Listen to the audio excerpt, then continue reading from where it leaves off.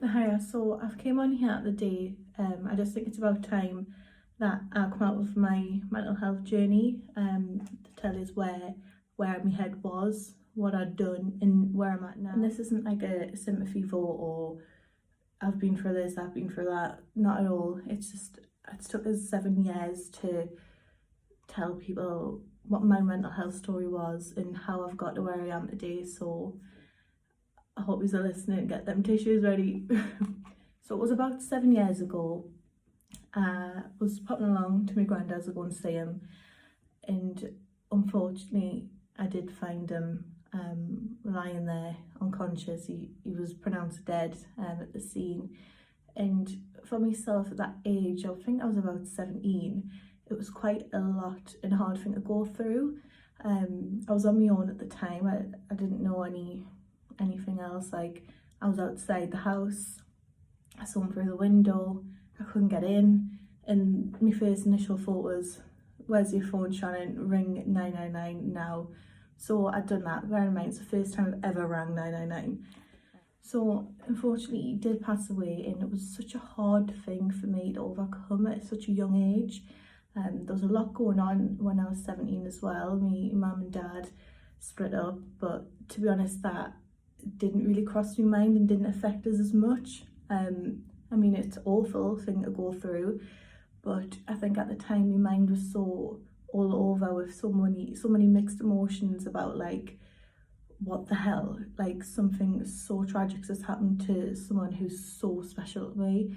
So it was really hard to get my head around and come to terms with it. And I was having the flashbacks, the self-blame, like, and this was just the start of my long journey.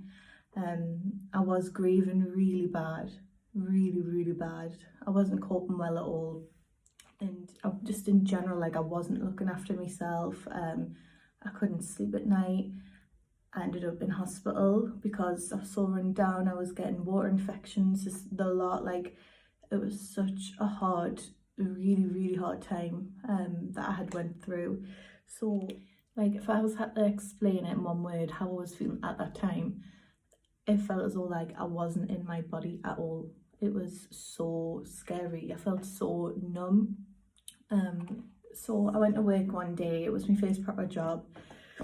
It must have been about a couple of weeks afterwards, and my head was just all over. Like, I shouldn't have went in, like, I just shouldn't have went, but I wanted to push myself and just get back to normality and sort my life out. But that did result in me losing my job because my head wasn't in it. I was just gone. The world in me, I just didn't feel as though I was even here half the time. So I got to about 1 year later, I got myself a new job. It was at PayPal. Everything was going good. I moved in with my boyfriend Kev and his mum. So I moved out like about a year after with him and his mum. And I couldn't have followed it at all. We went to Portugal. It was so good, and I felt like I had just finally got myself back to where I wanted to be. And it was hard, but I just learned to cope and just learned to deal with it. And I mean, no day was easier than the other. They were all just as hard as, but I had to keep going. Like, you've just got to keep going until one day when it felt like everything just came back. Every single feeling, every emotion. It was as though there was like a big horrible grey cloud just over my head, and there was nothing I could do.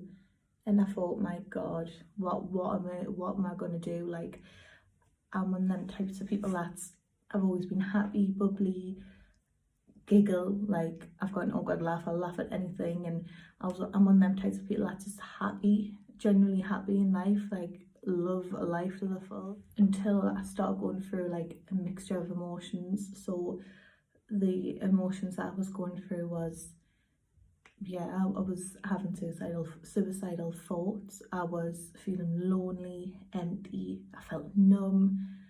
I felt so panicky. I was so confused. But most of all, I was so embarrassed to tell someone.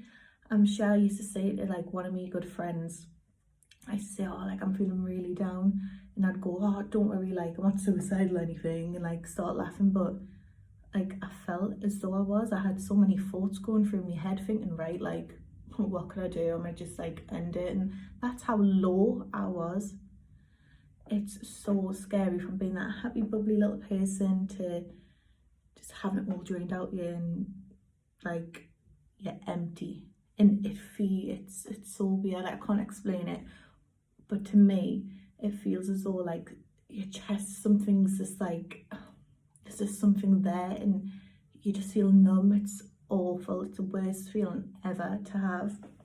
So I just, in general, I just wasn't feeling happy. I didn't know what was going on. I'd never felt like this before.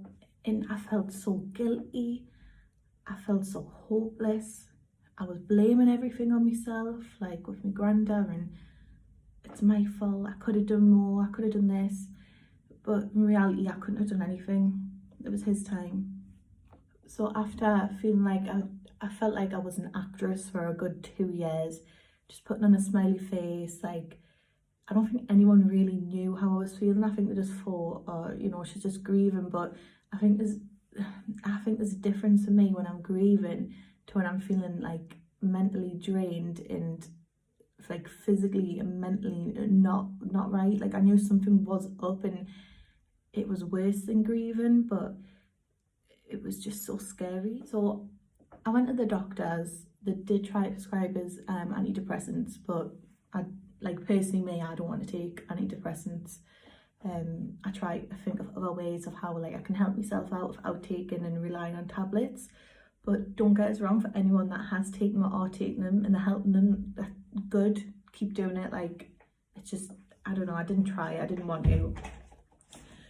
So I pretty much explained everything there of what had happened, how I felt, how I was coping and I wasn't, and what I've done. And what I have done, what I did do was I downloaded the Headspace app.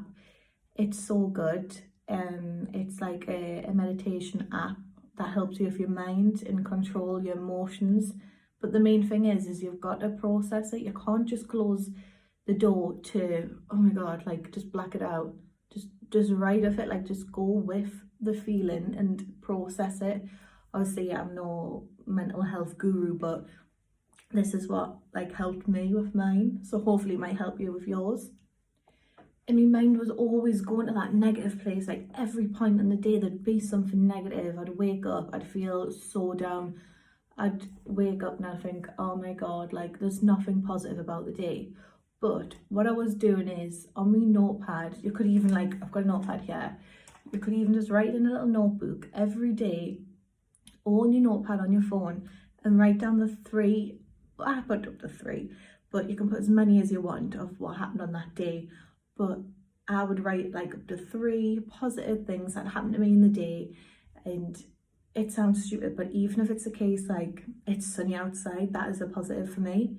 My sandwich was nice that I made for work. My hair went nice today. Like 3 little things, do you know what I mean? Or I spoke to my neighbour today, just something like that. And 3 little positive things, it trains your mind to think more like positively and to process the positive feelings. So it does really help. Now this is another good one that really helped me as well. I don't know if you've heard of Reiki. It's so good. I went to this woman, so my auntie had referred us to this woman in Gosforth, and it's so good. Like you go into a little room and she'll just do Reiki on you, and it's hard to explain. Like she puts you in a little bubble and you're like lying down there and she's like channeling the energy from you, and it's hard to explain. I'm not even going to try and explain it, but if you Google Reiki and see if there's any of them that are local to you, or if you want to message me after this video, then I'm sure I can give you the number of the woman. She's all professional, she's brilliant. But that's really, really helped me as well.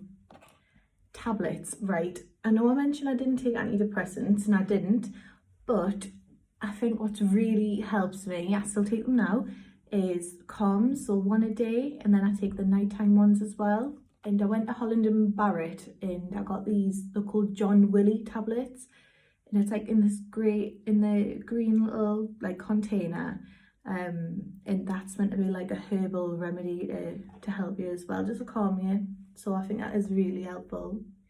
But I would say the main thing is to just speak to someone. Don't bottle it up, because you're just going to be living with that feeling when you could actually ask for help. Go and get help, do it. Ask your auntie, your ma, your dad. No, but ask someone in your family, ask a friend. You can ask me, you can send me a message. I seriously don't mind at all.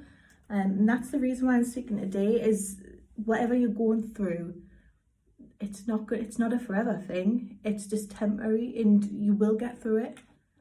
If someone was to say it to me a couple of years ago, would I be sitting here doing this video today? Definitely not. Not a chance. I probably wouldn't even been feeling how I'm feeling today if it wasn't for the things that I have done that I'm explained in the videos. So it's just that, you know, there's so many people going through horrible and hard times, and especially with this lockdown, but just people out there that are going to help you, and I'm more than happy to speak to anyone and be that little shoulder to cry on, or I'm just a message away, honestly, and you will get through, because I've now, personally, I wouldn't be where I am today without my friends. I'm going to try not to cry, but I wouldn't be where I am today without my friends and my family and my boyfriend, honestly. So I hope this has helped everyone, and yeah, just drop me a little message if you need anything.